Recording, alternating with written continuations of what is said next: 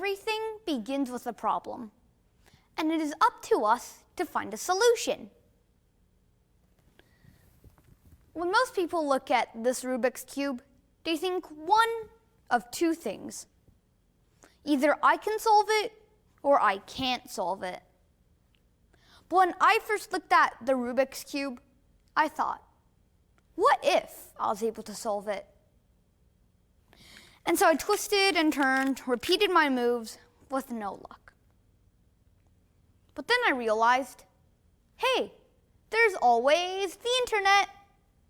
And so I Googled how to solve a Rubik's Cube. What I found eventually led me to start practicing how to solve it, solving the white side and the first two layers, then orientating the last layer, and ending off with a quick but precise permutation. Voila.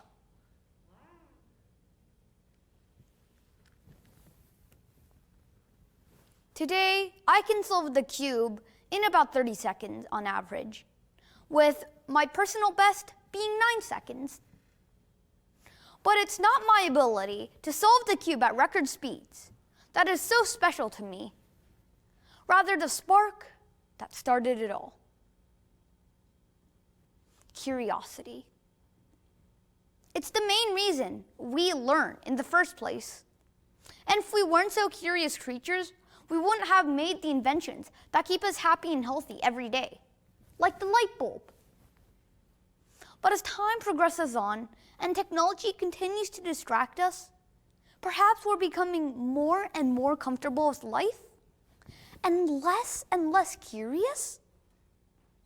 Think about it. Why would we need to learn anymore if we had everything we needed to know in the palm of our very own hands?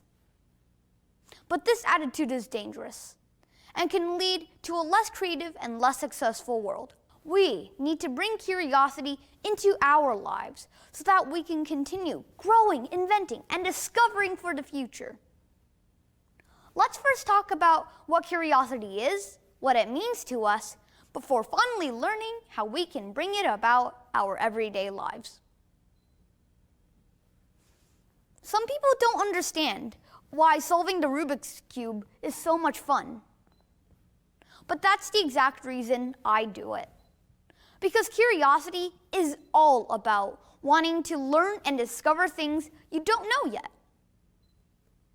In fact, the BBC reported that curiosity comes from basic human nature, meaning we are born to be curious creatures, and our minds have evolved to think differently and to learn and grow from experiences. And sure, we may be wasting time today by searching random things up on the internet. But if our brains know that it's information we will use in our future, it's completely worth it. Just by wanting to learn more, you're already taking the first step to becoming more and more curious every day. When I was younger, I didn't tell myself I was going to get into soccer, football, basketball, skating, or skiing. I just saw other people do it. And I thought, that looks fun. Could I have a try? They say curiosity killed the cat, but curiosity comes in handy once in a while. Actually, more than not. Why? Because it lets us discover things we don't know that we don't know. What I mean by that is you can discover things you don't know, but you can also discover things that you never knew existed. Nobody ever tells you to be curious. Your parents and teachers are more likely to tell you other advice, like don't talk to strangers, try new things, or never give up. Curiosity comes from within. You are the only person in this world that can tell yourself what to learn, how to learn it, or whether to learn it at all. For example, I recently found out that Christopher Columbus didn't discover America first. In fact, Leif Erikson and the Vikings may have arrived sooner. And if so, almost 5 centuries before Columbus. And many more people possibly have arrived before them. My curiosity even led me to discover how you could reuse the water inside hydroelectric cars to make them more efficient vehicles, or important Allied strategic maneuvers that led them to win World War II. The world is huge, and all of this curiosity is stretching my brain. But if it means I get to be more informed, and especially if it means I get to share my knowledge with friends and family, it's completely worth it. Curiosity is the fuel for discovery and learning. Curious people ask questions, and the more you ask, the more you know. Just like a snowball effect. If you throw a snowball of questions, you'll be facing an avalanche of information. But it's not really a bad thing. So how can all of us learn how to be a bit more curious in our everyday lives? I've come up with a 3-step system I'd like to share with everyone. I call it AGE. A-G-E.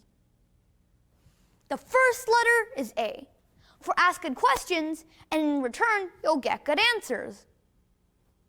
My teacher, Miss Lum, always said that if you ask a good question, you'll get a better answer. Never tell your brain that your question is silly or dumb, because the only way you'll know the answer is by asking for it. Sometimes we stop ourselves in class from asking questions because we feel embarrassed. But you might just be helping someone who was too scared to ask. And don't worry, our parents and teachers are always there to guide us. So we should use their help as much as possible. And there's always the internet. The second letter is G, for go beyond. Don't just learn what's required. Learn as much as you can beyond it. When we're given a boring assignment at school, we're most likely to just want to learn what's required. But there is so much more information, so much more perspectives, so many more details, and so much more to learn about one same thing. And not wanting to learn it is like throwing a perfect opportunity out the window and into the trash. And while we usually do the first thing that's most obvious, if you did something different, like draw out your ideas or brainstorm with friends, it might just make learning that bit more interesting and exciting. Last but not least, E, for be excited. Study things that bring you joy. You're only going to want to learn and remember things that you like anyway, so why not enjoy studying them? And don't worry, no one is ever going to stop you, because the world will never run out of information. I'm only 9, but my curiosity has already paved such a long road for me. When I grow up, I'd like to study medicine and become an epidemiologist. I would like to find out how we could have better prevented corona, how we can create a safer world, and how I could become an agent of change to show the doctors of today and the heroes that have sacrificed their lives for the greater good of humanity. They'll know that in the future, there will be people just like them, willing to make such great sacrifices, and their core values will never be forgotten. Today, we've seen how curiosity can inspire us, educate us, and change us for the better. We've seen how it can benefit us, and how we can become more and more curious every day. It's clear that because of curiosity, learning is way more fun and useful than we used to think.